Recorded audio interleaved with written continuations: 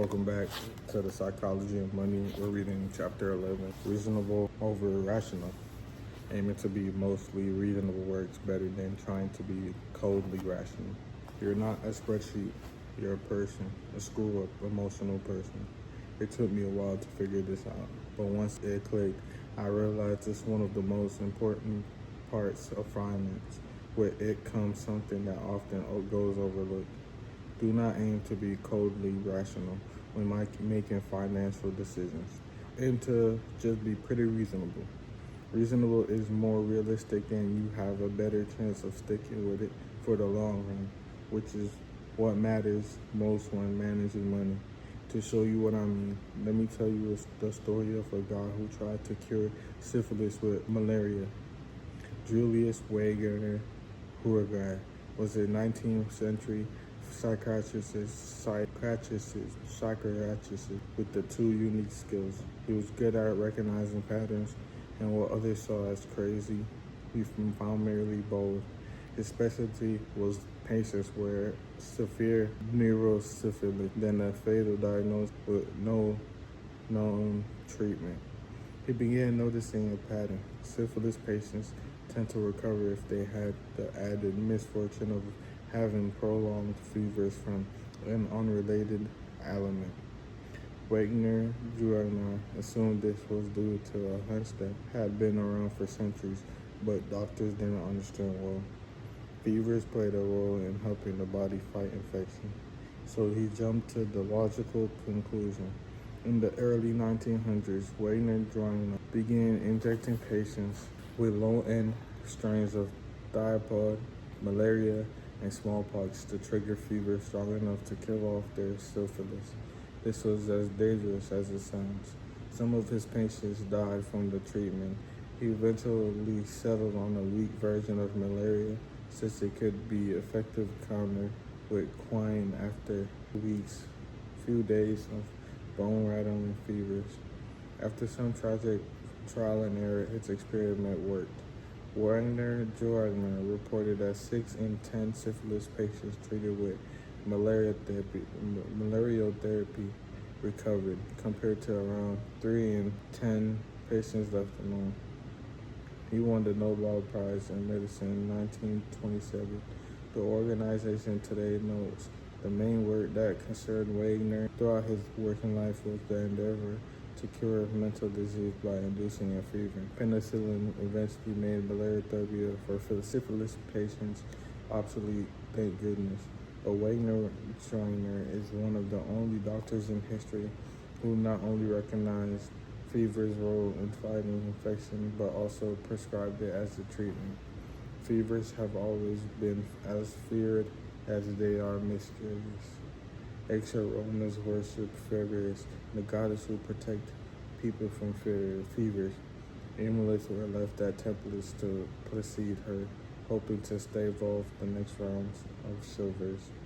But Wagner was onto something. Fevers are not accidental nuisances. They do play a role in the body's road to recovery.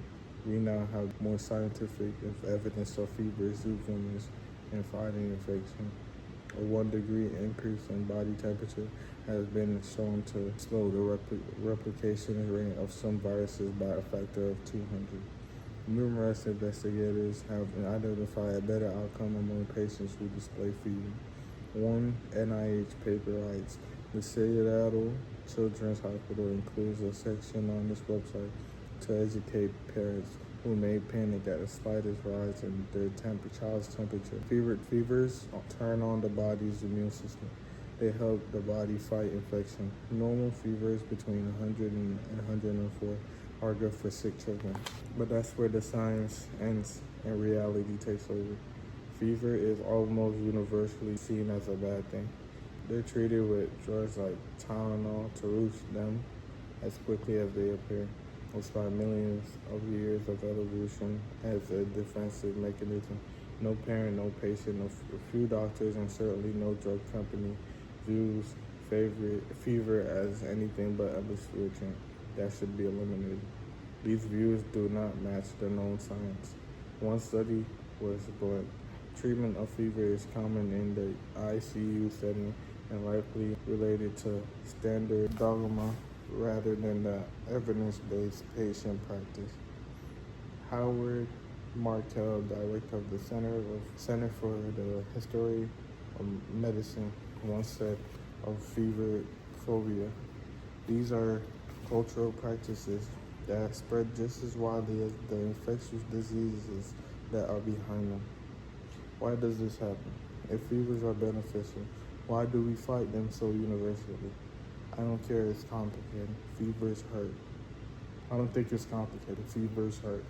And people don't want to hurt. That's it.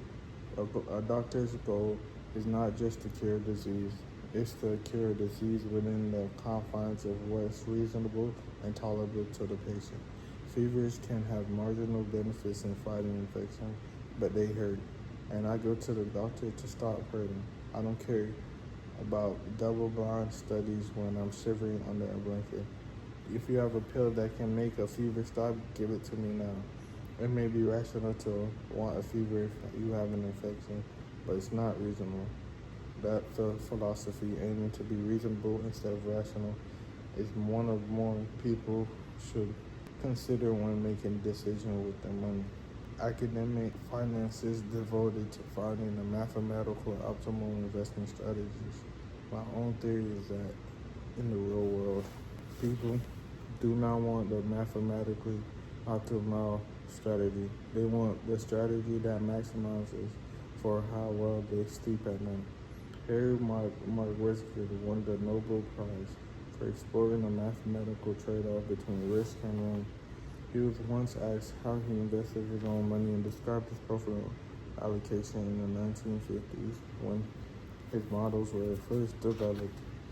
"I visualized my grief if the stock market went way up and I wasn't in it, or if it went way down and I was completely in it.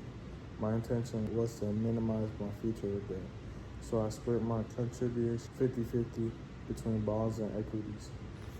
Markowitz eventually changed his investment strategy, diversifying the mix. But two things here are important. One is that minimizing future regret is hard to rationalize on paper, but easy to justify in real life. A rational investor makes decisions based on numeric facts. A reasonable investor makes them in a conference room surrounded by coworkers who want to think highly of you, with a spouse you don't want to let them, or judged against the silly but realistic competitors that are your brother-in-law, your neighbor, your own personal doubts. Investing has a social component that's often ignored when viewed through a strictly financial lens. The second is that this is fine. Jason Reed, who conducted the interview when Markowitz described how he invested, later reflected, "My own view is that people are neither rational or irrational. We are human. We don't like to think harder than we need to, and we have unceasing demands on our attention. Seen in that light, there is nothing surprising about the fact that the pioneer of modern portfolio theory built his initial portfolio with so little regard for his own research, nor is it surprising that he adjusted it later. Markowitz is neither rational or irrational. He's reasonable. What's often overlooked in finance is that something can be technically true, but context is nonsense. In 2008, a pair of research firms published a study arguing young savers should supercharge their retirement accounts using 2-to-1 margin, $2 of debt for every dollar of their own money when buying stocks. It suggests investors taper that leverage as they age, which lets a saver takes more risk when they're young and can handle a magnified market roller coaster and less when they're older. Even if you're using leverage left you wiped out when you were young, if you use 2-to-1 margin, a 50% market drop leaves you with nothing. The research shows savers would still be better off in the long run, so long as they picked themselves back up, followed the plan, and kept saving in a 2-to-1 leverage account the day after being wiped out. The math works on paper. It's a rational strategy, but it's almost absurdly unreasonable. No normal person could watch 100% of their retirement account evaporate and be so unfazed that they'd carry on with the strategy undeterred. They'd quit, look for a different option, and perhaps sue their financial advisor. The researchers argued that when using their strategy, the expected retirement wealth is 90% higher compared to life cycle funds. It is also 100% less reasonable. There is, in fact, a rational reason to favor what look like irrational decisions. Here's one. Let me suggest that you love your investments. That is not traditional advice. It's almost a badge of honor for investors to claim they're emotionless about their investments, but it seems rational. But if lacking emotions about your strategy or the stocks you own increases the odds you'll walk away from them when they become difficult, what looks like rational thinking becomes a liability. The reasonable investor who love their technical and perfect strategies have an edge because they're more likely to stick with those strategies. There are few financial variables more correlated to performance than commitment to a strategy during its lean years. Both the amount of performance and the odds of capture in it over a given period of time. The historic odds of making money in the U.S. markets are over one-day periods, 68% in one-year periods, 88% in 10-year periods, and so far 100% in 20-year periods. Anything that keeps you in the game has a quantifiable advantage. If you do what you love as a guide to a happier life, it sounds like empty fortune cookie advice. If you view it as the thing providing the endurance necessary to put the quantifiable odds of success in your favor, you realize it should be the most important part of any financial strategy. Invest in a promising company you don't care about, and you might enjoy it when everything is going well. But when the tide inevitably turns, you're suddenly losing money on something you're not interested in. It's a double burden, and the path of least resistance is to move on to something else. If you're passionate about the company to begin with, you love the mission, the product, the team, the science, whatever, the inevitable down times when you're losing money or the company needs help are blended by the fact that at least you feel like you're part of something meaningful. That can be the necessary motivation that prevents you from giving up and moving on. There are several other times when it's fine to be reasonable instead of rational with money.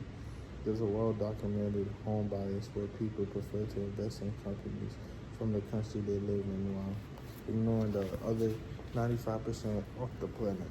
It's not rational until you consider that investing is effectively giving money to strangers. Familiarity helps you take the leap of faith required to remain backing those strangers is reasonable. Day trading and picking individual stocks is not rational for most investors. The odds are heavily against your success, but they're both reasonable in small amounts if they scratch an itch hard enough to leave the rest of your more diversified investments alone. Investor Josh Brown, who advocates and mostly owns diversified funds, once explained why he also owns a smattering of individual stock. I'm not buying individual stock because I think I'm going to generate alpha outperformance. I just love the stocks and have ever since I was 20 years old. And it's my money. I get to do whatever, quite reasonable. Most forecasts about where the economy and the stock market are heading next are terrible. But making forecasts is reasonable. It's hard to wake up in the morning telling yourself you have no clue what the future holds, even if it's true. Acting on an investment forecast is dangerous, but I get why people try to predict what will happen next year. It's human nature. It's responsible. It's reasonable. Jack Bogle, the late founder of Vanguard, spent his career on a crusade to promote low-cost passive index investing. Many thought it was interesting that his son found a career as an active high-fee hedge fund and mutual fund manager. Bogle, the man who said high-fee funds violated the humble rules of arithmetic, invested some of his own money in his son's home. What's the explanation? We do some things for family reasons, Bogle told the Wall Street Journal. If it's not consistent, well, life isn't always consistent. Indeed, it really is. Next chapter is surprise, and that's chapter 12. It says history is the study of change, ironically used as a map of the future.